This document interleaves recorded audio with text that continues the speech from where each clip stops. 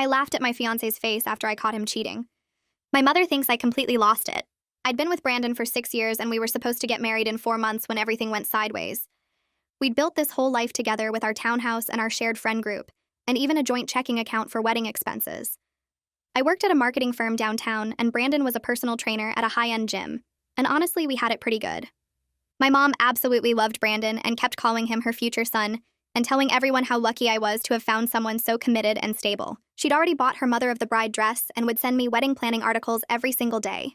Brandon was always super attentive, picking me up from work when it rained, making my protein shakes every morning, and constantly posting about how he couldn't wait to marry me. Then 3 weeks ago, I came home early from a canceled client meeting and found Brandon in our bed with Megan from my office. Not just any coworker, but the woman who sat next to me every day and had helped me pick out my wedding dress. They were so caught up, they didn't even hear me come in until I was standing in the doorway. Brandon jumped up trying to cover himself while Megan grabbed her clothes and ran to the bathroom, and that's when I started laughing. Not crying, not screaming, just genuine deep belly laughter that wouldn't stop. Brandon stood there naked and confused, asking if I was okay, and I just kept laughing harder. Megan came out of the bathroom half-dressed and asked if I was having a breakdown, and that made me laugh even more. I laughed so hard I had to sit on the floor. They both just stared at me like I'd lost my mind, and honestly, the looks on their faces made it even funnier. Brandon tried to explain that it wasn't what it looked like, which sent me into another fit of laughter because seriously, what else could it be? He then switched to saying it was a mistake and just happened, which was hilarious because Megan's overnight bag was clearly visible in the corner. After about 10 minutes of me just laughing, they both got dressed and left together, probably thinking I'd completely snapped. My mom called an hour later because Brandon had contacted her saying I'd had some kind of mental break and needed help. She rushed over and found me calmly packing Brandon's stuff into boxes while eating takeout. When I explained what happened, she was horrified that I wasn't devastated and kept asking if I was in shock. I told her I was perfectly fine, and she accused me of being in denial. The next day at work was even better. Megan had called in sick, but everyone knew because Brandon had tried to do damage control by telling people I'd gone crazy when I caught them. My coworkers expected me to be destroyed, but I walked in completely normal, brought donuts for everyone, and acted like nothing happened. When people asked if I was okay, I'd just smile and say I'd never been better. My boss pulled me aside concerned about my mental state, and I assured her I was perfectly functional. The real kicker was when Brandon kept texting, asking when we could talk about fixing things. He actually thought we were still getting married. I responded with laughing emojis and nothing else. He showed up at my office begging to discuss our relationship, and I just laughed in his face again. Security had to escort him out while I waved goodbye, still giggling. My mom staged an intervention with my sisters, saying I needed therapy because I was clearly having a psychological crisis. They sat me down and said it wasn't normal to react this way to betrayal. That's when I finally explained why I'd been laughing. See, what Brandon didn't know was that I'd been having doubts for months. He was controlling about what I ate, constantly criticizing my friends, and had been pressuring me to quit my job after the wedding to support his fitness influencer dreams. I'd been stressed about how to call off the wedding without devastating my mom, who'd been planning this since I was 12. Then I found out something else Brandon didn't know. Requested Reds is on Spotify now. Check out link in the description or comments. I pulled out my phone and opened the banking app, turning the screen toward my mom and sisters. The joint wedding account showed a balance of $3,000 when it should have been $18,000. I scrolled through the transactions showing regular withdrawals over the past 4 months, each one labeled as equipment purchases or supplement orders. My mom's face went from confused to shocked as she leaned closer to read the dates and amounts. Alicia grabbed the phone from my hand and started swiping through the statements, her jaw getting tighter with each transaction. Joanne looked over her shoulder and actually gasped when she saw how much money was gone. Brandon had taken $15,000 without telling me, spending it on ring lights and protein powder and camera equipment for his social media accounts that barely had any followers. My mom sat back in her chair looking like someone had punched her in the stomach. Alicia started pacing around the living room asking why I hadn't noticed sooner, and I explained that Brandon handled most of the wedding account deposits since he insisted on being involved in every financial decision. He'd convinced me it showed we were a team, and that couples who managed money together stayed together. The irony of that statement while he was secretly draining our savings made me want to laugh again. Joanne asked if the vendors knew we couldn't pay them, and I told her I'd been calling everyone that morning to explain the situation.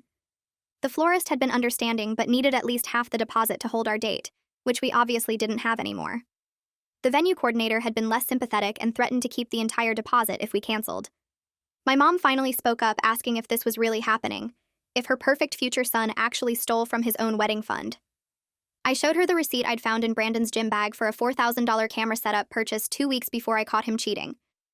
Alicia stopped pacing and announced she was calling her lawyer friend to see what legal options I had for getting the money back. She grabbed her own phone and stepped into the kitchen, already dialing before anyone could respond. Joanne pulled out a notebook and started writing down all the vendors I'd mentioned, asking for their contact information so she could help negotiate payment plans. My mom just sat there staring at the bank statements on my phone, scrolling up and down through the transactions like she couldn't believe what she was seeing. I could see her mentally replaying every conversation she'd had with Brandon about wedding planning, probably wondering how she missed all the signs. Alicia came back from the kitchen saying her lawyer friend wanted copies of everything, and that I definitely had grounds for some kind of legal action. She started taking screenshots of the bank statements and asking me to forward her any emails or texts where Brandon mentioned the wedding account. Joanne called the florist first and explained that my fiancé had stolen the wedding money, which made the florist suddenly much more sympathetic and willing to work with just my portion of the deposit. My mom looked up from the phone and said she'd noticed Brandon seemed stressed about money lately, but assumed it was normal wedding jitters. She admitted he'd asked her for a loan last month, claiming it was for a surprise honeymoon upgrade, and she'd given him $2,000 without telling me.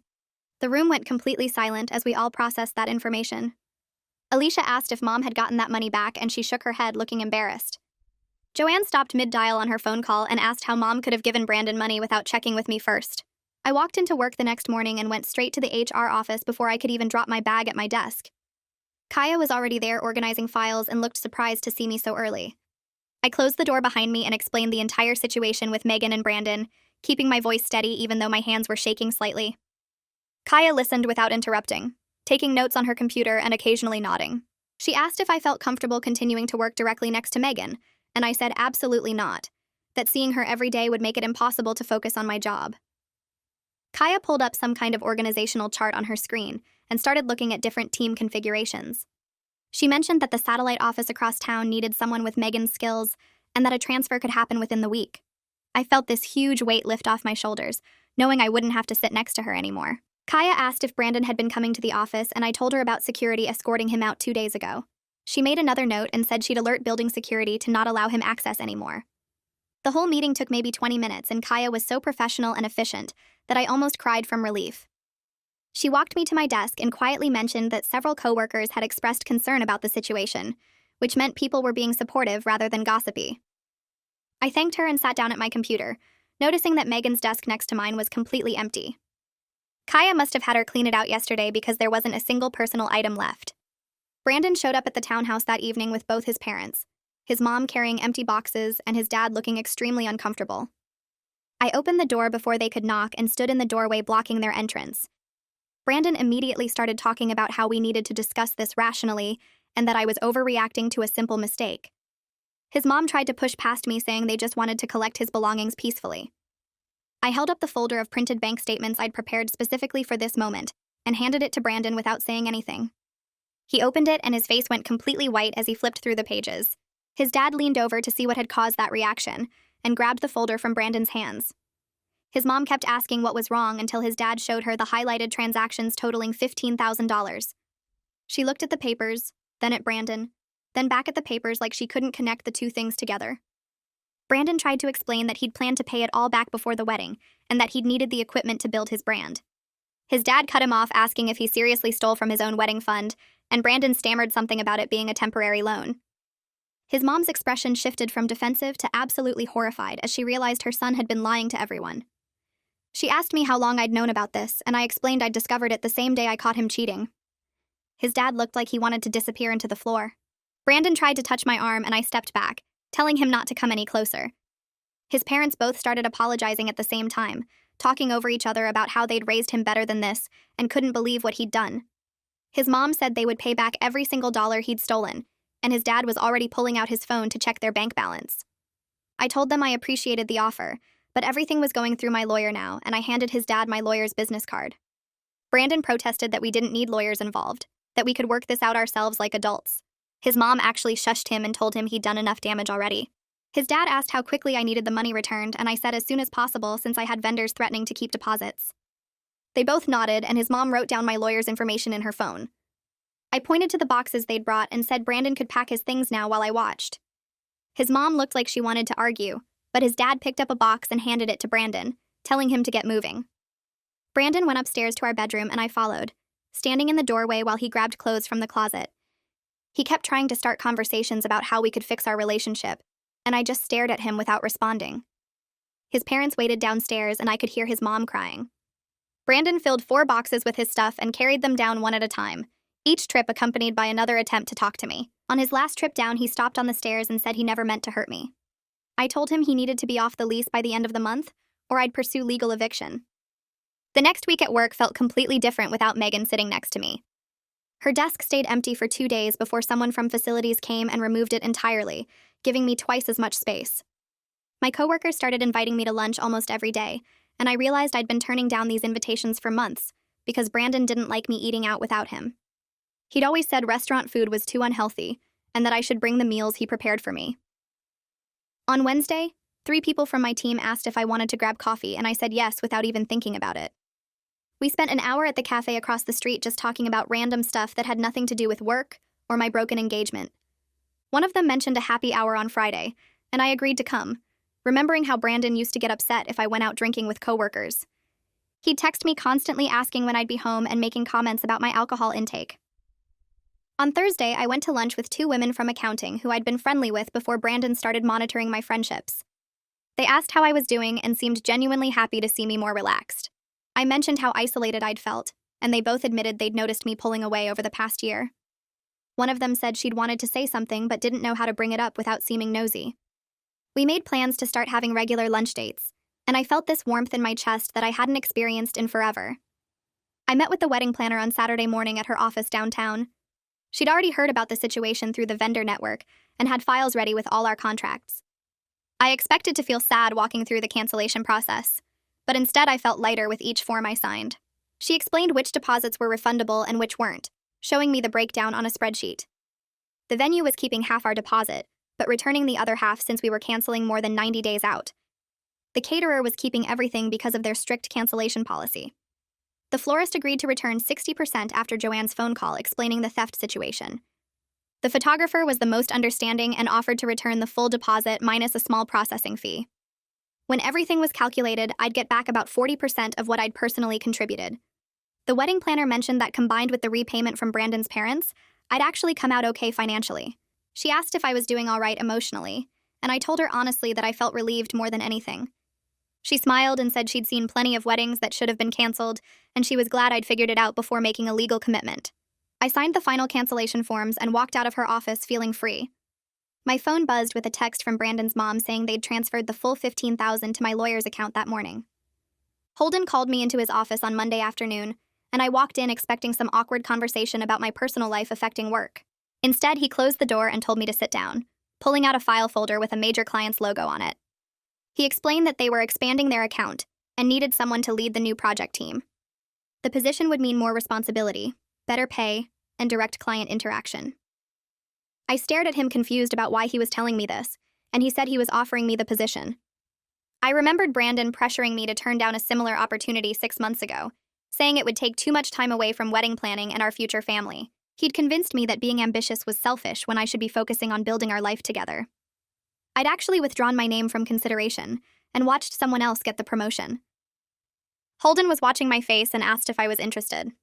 I said yes immediately without even thinking about it.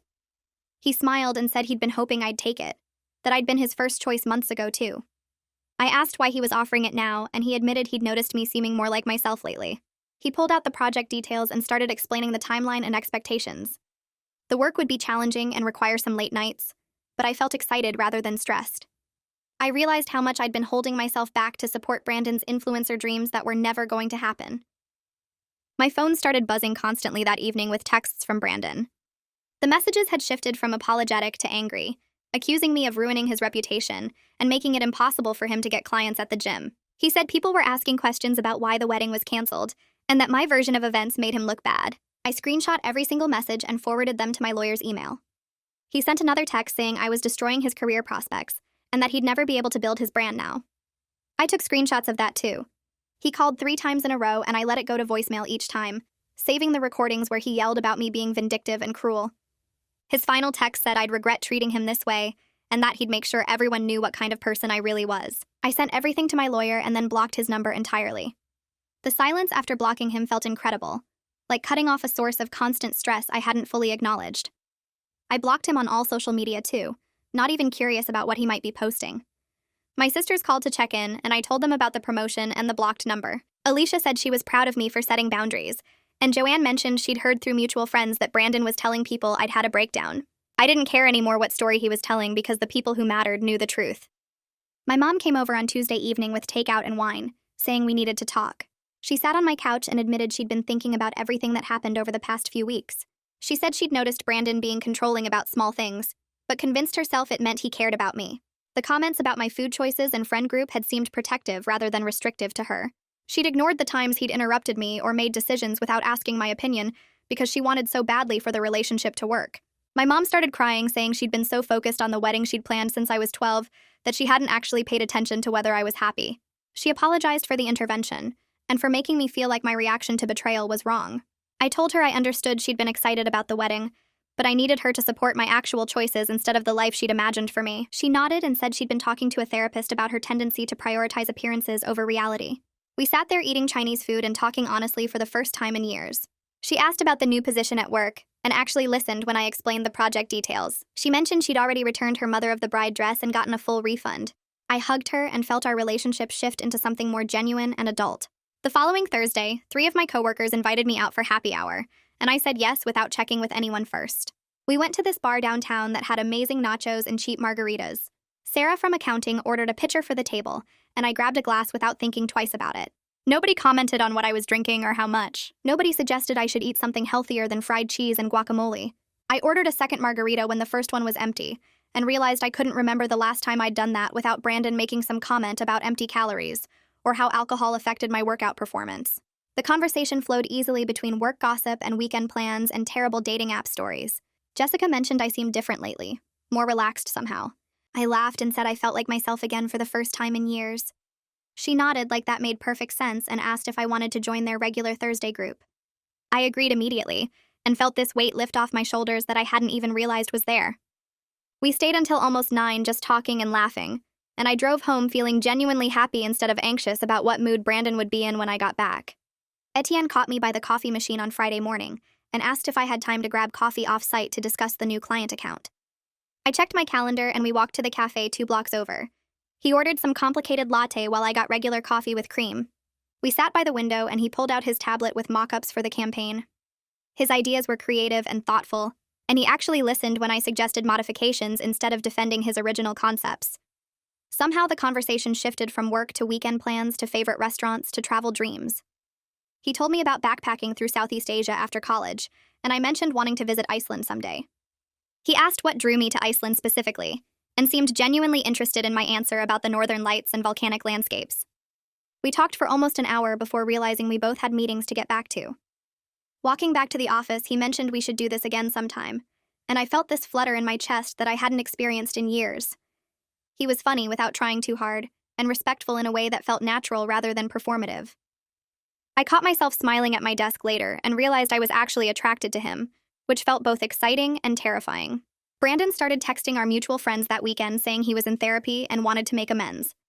3 different people forwarded me screenshots of his messages. He claimed he'd been dealing with personal issues and made terrible choices but was working on himself now. He asked if they could help facilitate a conversation between us so he could apologize properly. I responded to each friend individually, thanking them for letting me know, but explaining I had no interest in communicating with Brandon regardless of his therapy progress. I said I was glad he was getting help, but that didn't change my decision. Each of them replied with supportive messages, and nobody pushed me to reconsider. James said he understood completely, and that Brandon had burned that bridge himself. Lisa mentioned she'd always thought Brandon was too controlling anyway. Their respect for my boundaries without trying to play peacemaker or convince me everyone deserves second chances felt incredibly validating. I blocked the friends who kept forwarding me Brandon's messages because I didn't need those updates in my life anymore. The landlord called on Monday saying he'd reviewed the documentation I provided about the financial theft and Brandon's parents' repayment. He agreed to remove Brandon from the lease effective immediately and waive the usual fees given the circumstances. I thanked him and scheduled the lock change for that same afternoon. The locksmith arrived at 3 and had new keys made within an hour. I tested each lock twice to make sure everything worked properly. Then I called my sisters and asked if they could come over that evening to help rearrange furniture. Alicia and Joanne showed up with wine and takeout. We moved the couch to face the window instead of the TV. We relocated the bookshelf from the bedroom to the living room. We rearranged my bedroom completely so the bed faced a different direction, and the dresser sat where Brandon's desk used to be. Every change made the space feel more like mine and less like ours. We hung new curtains I'd bought online and replaced the throw pillows with ones in colors I actually liked. By 10 that night, the townhouse looked completely different, and I felt this sense of ownership I'd never experienced even when Brandon lived there. My sisters left around 11, and I walked through each room appreciating how the space finally reflected my taste instead of compromises I'd made to keep the peace. Megan's email arrived Tuesday morning with the subject line, "I owe you an apology." I stared at it for several minutes before opening. The message was long and detailed about how she'd been feeling insecure in her own relationship and made terrible choices. She explained that Brandon had pursued her, and she'd been flattered by the attention. She admitted she knew it was wrong, but convinced herself it didn't matter because I seemed happy anyway. She wrote that seeing my reaction made her realize how badly she'd betrayed both our friendship and professional relationship. She said she understood if I never forgave her, and that she'd requested the transfer herself because she couldn't face me every day. The apology seemed genuine, and I appreciated the honesty about her motivations. I read it 3 times trying to decide how I felt. Eventually, I closed the email without responding. Forgiving her didn't require reconciliation or even acknowledgement. I simply didn't want her in my life anymore, regardless of how sorry she felt. The anger I'd initially felt had faded into indifference. She'd made her choices, and now she had to live with the consequences. I archived the email and moved on with my day without giving it another thought. Etienne started joining me for lunch regularly after that first coffee meeting. We'd grab sandwiches from the deli downstairs and eat in the courtyard when weather permitted. The conversation stayed light and easy, ranging from work projects to favorite books to childhood memories. He knew about my broken engagement because office gossip travels fast, but he never pressed for details. He'd make it clear he found me interesting and attractive through small gestures like remembering my coffee order or sending me funny articles he thought I'd enjoy. I found myself looking forward to these lunches and feeling disappointed on days when meetings interfered. The attraction grew steadily, but I stayed cautious, aware that I'd just escaped one relationship and probably shouldn't jump into another immediately. He seemed to understand this without me having to explain it directly. One afternoon, he mentioned he'd wait as long as I needed because some people were worth the patience. I smiled and squeezed his hand across the table, grateful for the space he was giving me to figure out what I actually wanted. My mom called 3 weeks after our honest conversation to say she was planning something special. She showed up Saturday morning with my sisters and a trunk full of decorations. They'd organized a freedom party instead of the wedding I'd canceled. She'd invited close family and friends to celebrate my new beginning. The whole thing was admittedly cheesy, with a banner saying, "Here's to new chapters," and cupcakes decorated with little birds breaking free from cages. But it was also genuinely touching, because everyone there actually supported my happiness instead of mourning the wedding that didn't happen. My aunts brought champagne, and my cousins made a playlist of empowering breakup songs. We spent the evening laughing and dancing and sharing stories about dodging relationship bullets. Several people mentioned they'd had concerns about Brandon, but hadn't known how to voice them. My mom gave a short speech about supporting the lives our children actually want, rather than the ones we imagine for them. I hugged her afterward with tears in my eyes, grateful she'd finally heard me.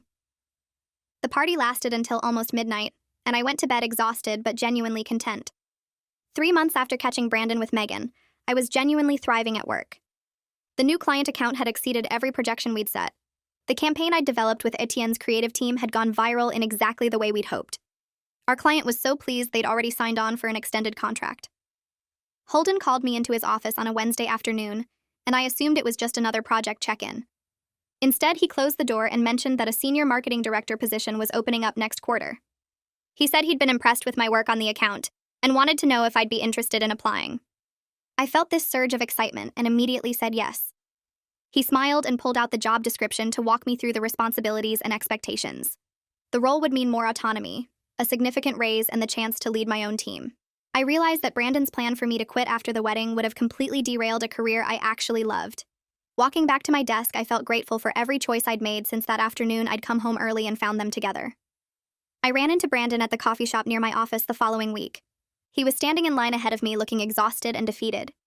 His gym clothes were worn, and he'd lost the polished appearance he used to maintain so carefully. He turned and saw me, and his face went through several emotions before settling on something like shame. He stepped out of line and asked if we could talk for a minute. I glanced at my watch but agreed to 5 minutes. We sat at a corner table, and he explained that his influencer career never took off because brands didn't want to work with someone involved in a cheating scandal. He was working double shifts at the gym trying to pay his parents back the money he'd stolen. He looked genuinely miserable, and part of me felt sorry for him. But mostly, I just felt grateful that I'd escaped before legally binding myself to his poor decisions and lack of integrity. He asked if there was any chance we could try again, and I actually laughed. Not cruelly, but with genuine amusement at the absurdity. I told him I hoped he figured his life out, but I'd moved on completely. I grabbed my coffee and left him sitting there looking smaller than I'd ever seen him. Etienne asked me to dinner that Friday, making it explicitly clear this was a date at an actual restaurant rather than our usual colleague lunches. I said yes without hesitation, feeling excited rather than anxious about the prospect. We went to this Italian place downtown with amazing pasta and wine. The conversation flowed even more easily than usual now that we'd dropped the pretense of this being purely professional friendship. He told me about his family and his dreams of eventually starting his own creative agency. I shared stories about my sisters and my plans for the promotion I was pursuing. He reached across the table and took my hand, asking if this was okay. I nodded and squeezed back, realizing I was finally ready to explore something new with someone who respected rather than controlled me. He walked me to my car afterward and asked permission before kissing me goodnight. The kiss was gentle and respectful, and everything felt right in a way it never had with Brandon. Driving home, I caught myself smiling and felt genuinely optimistic about my future for the first time in years. My sisters came over for brunch the following Sunday, and we ended up talking for 3 hours at my kitchen table. Alicia poured more coffee and mentioned she'd been wanting to have this conversation for months. She explained that she and Joanne had noticed Brandon's controlling behavior getting worse over the past year, but didn't know how to bring it up without seeming like they were trying to sabotage my relationship. Joanne added that she'd watched me become quieter and more withdrawn at family gatherings, always checking my phone to see if Brandon had texted about what time I'd be home. They'd discussed it between themselves multiple times, but worried that saying something would damage our relationship if I wasn't ready to hear it. I felt this wave of relief knowing they'd seen what I'd been trying to ignore for so long. We made a pact right there to be honest with each other even when it felt uncomfortable, promising to speak up if we ever noticed concerning patterns in each other's relationships or lives. The conversation shifted to lighter topics, and we spent the rest of the morning laughing about childhood memories and making plans for a sister's trip next summer. Walking them to the door afterward, I felt closer to them than I had in years. Brandon's parents' final check arrived in the mail on Tuesday with a handwritten note attached. His mother had written that they were deeply ashamed of their son's behavior and grateful I'd handled everything with such grace and maturity. The check covered the last of the stolen money plus an additional $2,000 as interest and apology. I deposited it that afternoon and immediately opened my laptop to research the Iceland vacation I'd been dreaming about since college. Brandon had always dismissed the idea as too expensive and impractical, insisting we should save for a down payment on a bigger house instead. I booked a week-long trip for late spring with hiking tours and northern lights viewing, and felt this incredible rush of excitement about doing something purely for myself. The travel agent confirmed everything over email, and I printed out the itinerary to stick on my fridge as a daily reminder that my life was finally my own again. 4 months after finding Brandon and Megan in my bed, Etienne and I made things official over dinner at his apartment. He'd cooked this amazing French meal his grandmother had taught him, and we spent the evening talking about what we wanted from a relationship. The difference between him and Brandon felt overwhelming in the best way possible. Etienne asked about my career goals and seemed genuinely excited when I mentioned wanting to eventually start my own consulting firm. He shared his dreams of opening a creative agency, and we brainstormed ways we could support each other's ambitions, without either of us having to shrink our plans. He never once suggested I should change my appearance or eating habits or friend group. When I mentioned feeling nervous about jumping into something new so soon after my engagement ended, he squeezed my hand and said we could move at whatever pace felt comfortable. I realized I'd never felt like I was accommodating someone else's ego or walking on eggshells around his moods. Everything felt balanced and respectful in a way I hadn't experienced before. Holden called me into his office the following Monday morning with this huge smile on his face. He closed the door and told me the senior marketing director position was mine if I wanted it, along with a 40% salary increase and my own team of 5 people.